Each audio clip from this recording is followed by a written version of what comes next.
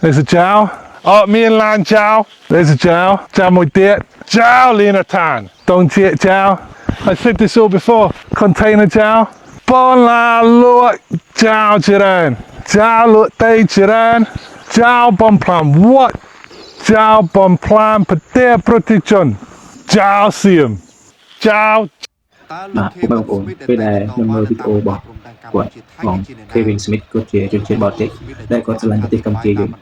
គាត់ដើរនៅសមរភូមិមុខជួរមុខគឺគាត់ទៅគ្រប់កន្លែងដែលថៃវាបានដាក់បន្លាលួសដាក់ទូក្នុងទាំងគឺគាត់ដើរទៅគ្រប់កន្លែងហើយគាត់តែងតែប្រើពាក្យទៅលើទាហានឈ្លានពានចោលសៀមគឺគាត់ប្រើពាក្យថាចោល